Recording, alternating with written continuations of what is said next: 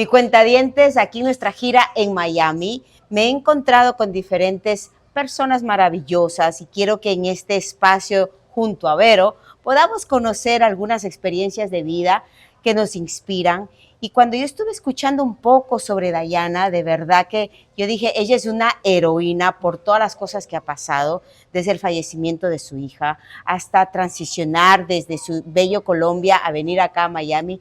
Son retos y desafíos que solamente gente valiente lo puede lograr y por eso este espacio queremos así compartir con Dayana para que también les des un saludo a nuestros cuentadientes. Claro que sí, un saludo para todos los que están ahí conectados, los que nos están viendo, ¿verdad? Es un placer para mí compartir también esta charla con Vero. Mira, Dayana, algo que a mí me inspira y reconozco el hecho de que cuando alguien pierde a un ser tan querido como un hijo, yo digo, Señor, ¿cómo yo pudiera lograr sostener mi vida? A pesar de ese sufrimiento y ese dolor, mirar tu brillo, verte que hay luz, hay esperanza, hay fuerza, hay anhelo, hay entrega, hay servicio en Claro. ti. O sea, ya no es por qué, sino para qué. Así es. Bueno, mira, yo te cuento algo. Yo siempre he dicho, y hasta en las charlas que estamos entregando, es que esto nunca se supera. Se aprende a vivir con el dolor, que es muy diferente.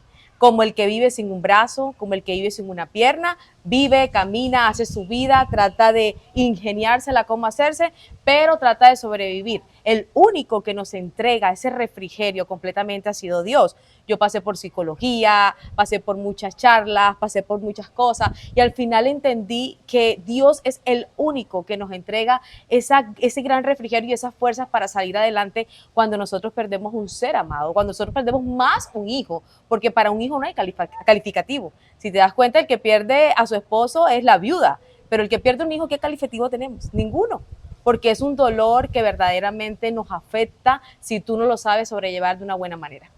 ¿Y cómo, si nos puedes así inspirar a saber cómo manejaste ese proceso de ya no tenerla a tu lado? Bueno, mira, ese proceso no es fácil. Yo quiero que todas las personas que estén ahí conectadas, que nos están viendo, no te frustres cuando te den ganas de ir a llorar a la tumba de tu hijo, ni te frustres cuando te den ganas de llorar todos los días, no te frustres cuando de pronto ves algo y te sientes ese sentimiento. No hay que frustrarse porque eso hace parte del duelo al principio.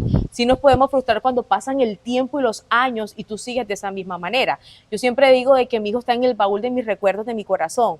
De mí depende si yo abro ese baúl todos los días para afectarme o abro el baúl cuando yo creo y siento que es necesario hacerlo. Yo lloro a mi hijo todavía, pero ya lo lloro de una manera madura, entendiendo que ha sido Dios el único que nos ha entregado esa fortaleza para nosotros salir adelante. Y me imagino que en ese proceso de tú abrir ese baúl de recuerdos, de memorias, el poder recordar cosas lindas. Total. La sonrisa, la alegría, cuando tú caminabas con él. Total. O sea, mira, a mí me pasó algo muy curioso. Yo tuve que mudarme hasta el lugar donde yo vivía porque cuando mi hijo falleció, a los 3, 4 días llegaban los niños a tocarme la puerta a decir, hola, ¿está Abraham? Y yo decía, oh Dios mío, esto me está afectando, yo necesito mudarme. Por eso cuando nosotros vivimos estos procesos de duelo, nosotros tenemos que hacer también cambios y eso es muy importante. Yo duré 3 meses lavando la misma ropa de mi hijo. O sea, tú entras en un shock, ojo con esto, no porque seamos cristianos, porque creamos. Eso es necesario, hace parte del proceso de nuestro duelo.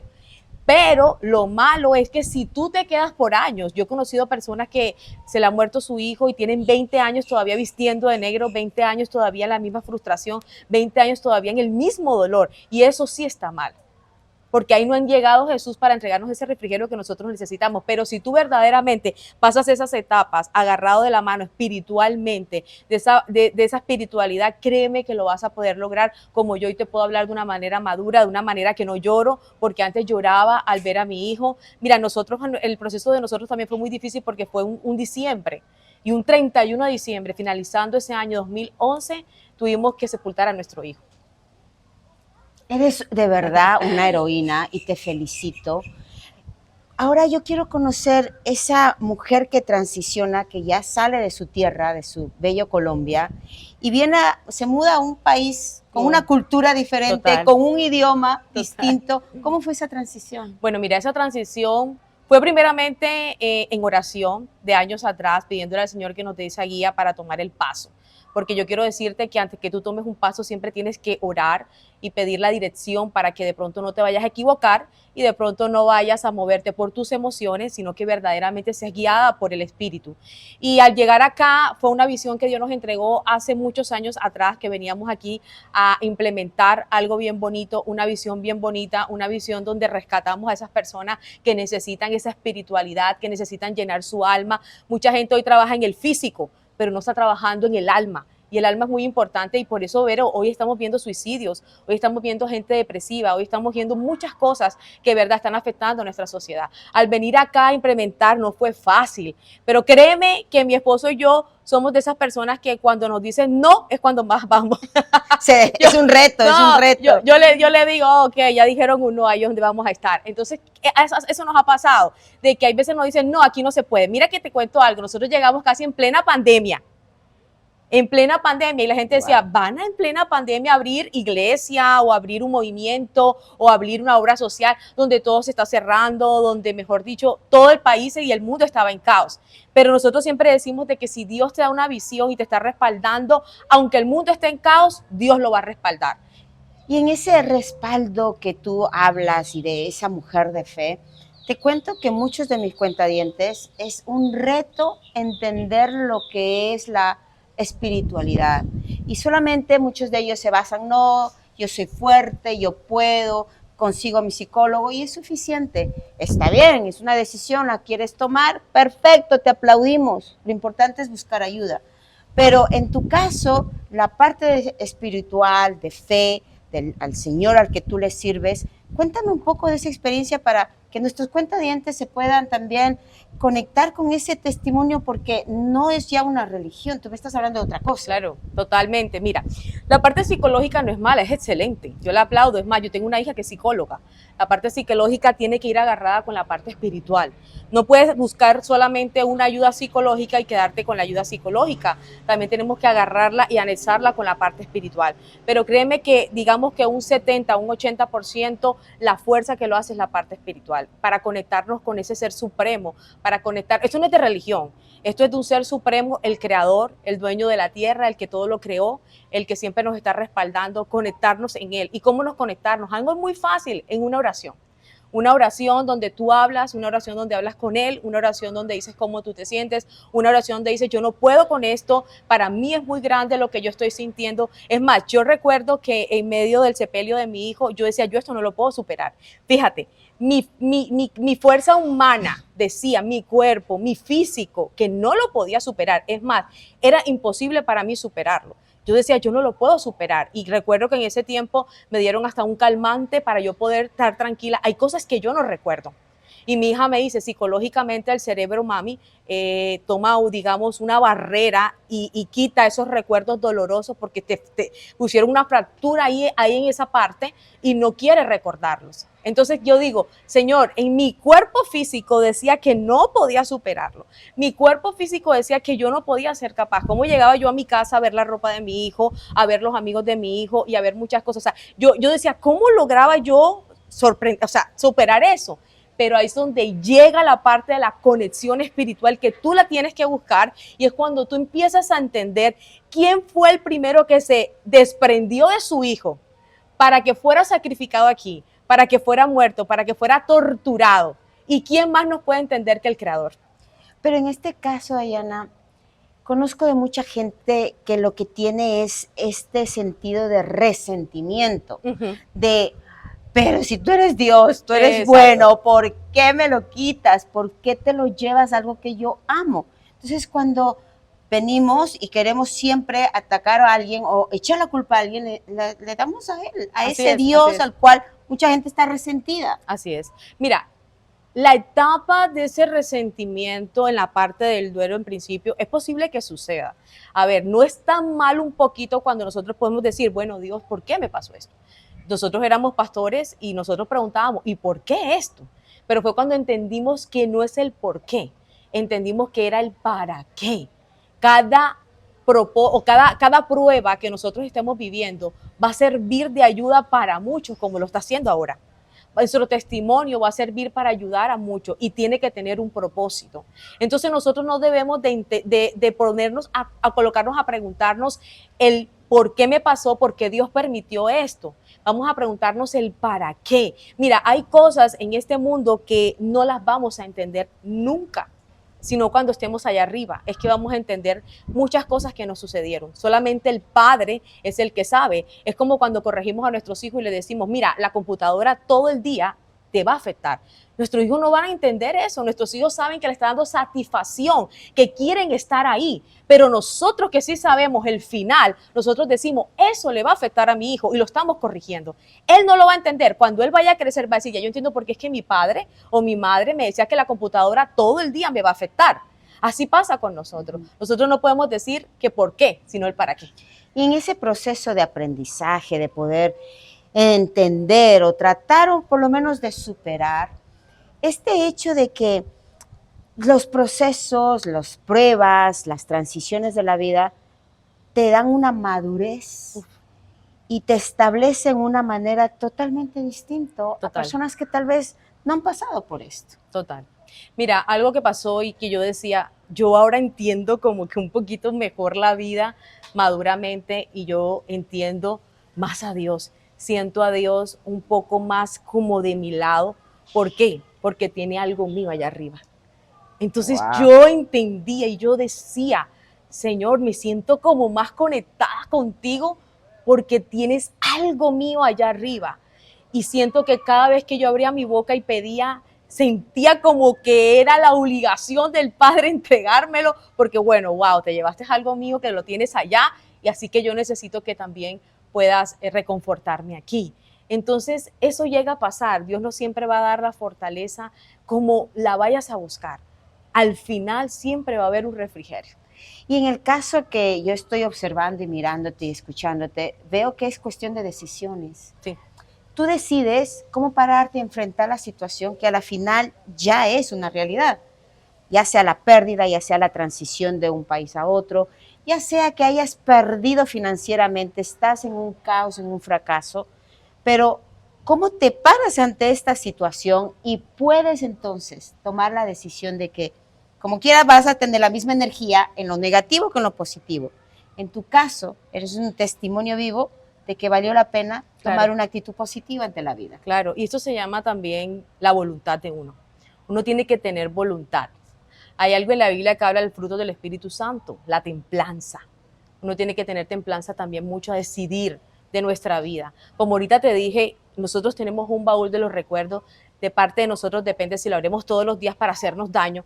Yo lo abro. Yo miro la foto de esta persona. No, yo miro esto, yo fracasé. Uy, no, ¿cómo fracasé? Mira, como yo me miro todos los días, ¿cómo fracasé? Aquí está la foto de la fracasada. O sea, no, de ti depende. Ok, fracasé, ok, alguien partió, ok, mi hijo falleció, pero yo tengo que salir adelante.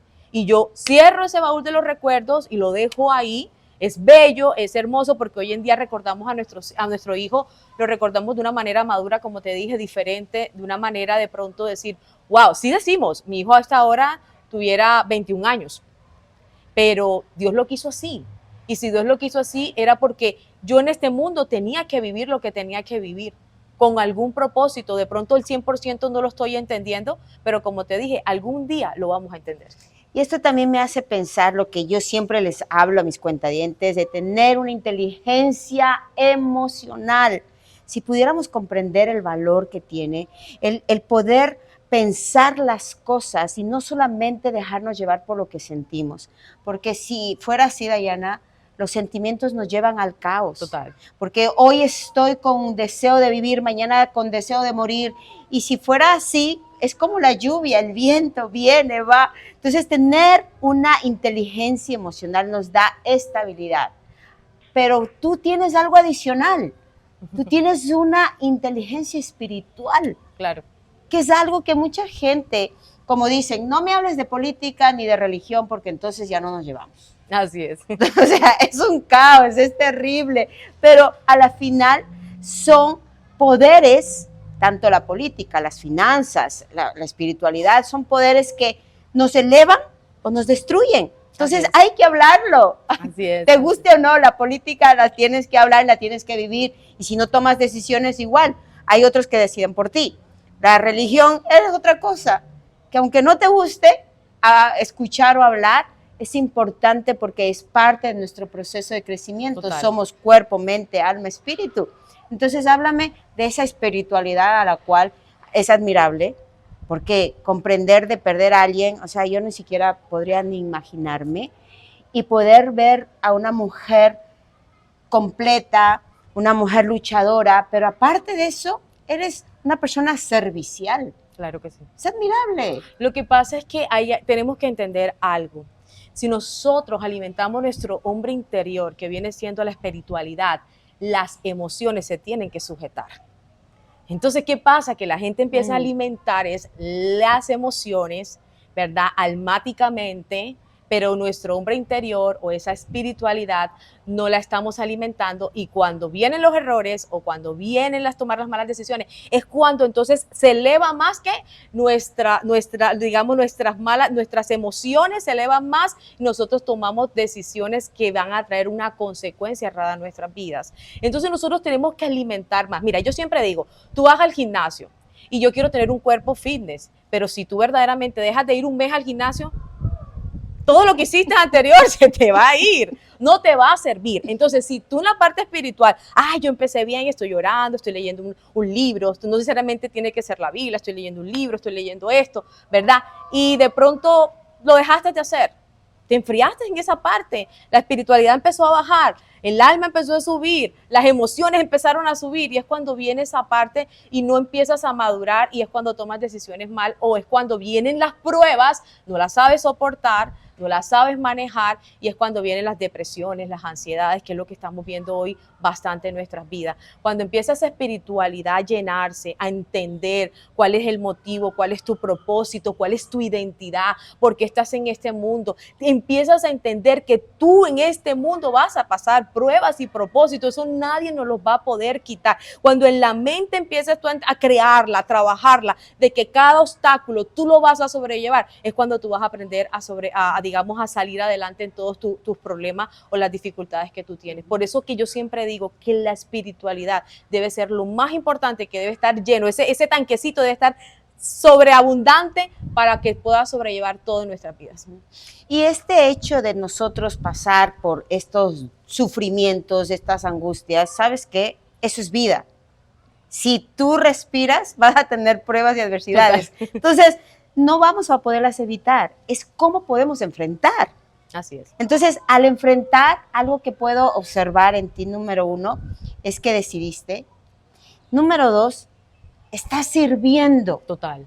O sea, nada más el pensar cuánta gente está en ese vacío, en ese dolor de su pérdida, sea cual sea tu pérdida, pero se convierten en personas que son tan egocentristas que se trata de ellos. Así es. Pero salir de eso y servir a otros, o sea, para mí es un doble wow. ¿Por qué? Porque veo que eso a ti ha aumentado tu fe, ha aumentado, y estás dejando un legado en otros. Total, y eso es lo más importante. Wow. Es más, quiero decirte un dato curioso. Cuando mi hijo fallece en pleno sepelio, el que da la reflexión, tú sabes que en cada dan una oración, dan unas palabras, fue mi esposo, fuimos nosotros, lo que hicimos, donde nosotros teníamos que estar, mira, vueltos nada, y de ahí a los 8 días ya estábamos sirviendo. El servir me ayudó a salir de ese duelo, porque me alimentaba sirviendo a los demás, veía la necesidad, empezamos a dar muchas charlas de cómo superar pérdidas, no solamente la de tu hijo, la de tu esposo, la de tu madre. Es más, hay gente que se frustra porque perdieron años de su trabajo, de una carrera, muchas pérdidas. Entonces, ¿qué pasa? De que el servir a los demás activa algo sobrenatural en tu vida, es como recíproco, tú sirves, pero Dios entrega algo en ti. Y eso fue algo muy bonito, y seguimos sirviendo cada día, y donde nos necesitan vamos a estar ahí, como lo estamos haciendo ahora, como estamos contando un poquito, que lo que tú estás viviendo, no te preocupes, que de ahí vas a salir. Las pruebas siempre van a venir, y eso hay que meternos nosotros en esa cabecita, que siempre van a venir pruebas, pero mayor es esa parte espiritual que te va a ayudar a sobrellevarlo. Impresionante, me encanta. Saben, este espacio ustedes lo hacen, ustedes me inspiran, y quiero invitarte y motivarte a que nos escribas, nos dejes saber qué temas tú quieres que tratemos aquí junto a Vero, porque mis cuentadientes, esto pique y se extiende y queremos traerte todos estos temas con personas maravillosas que en el camino a donde quiera que vaya yo quiero presentarte. Así que gracias por ser parte de mi familia y pues te mando un fuerte abrazo y seguimos hasta la próxima.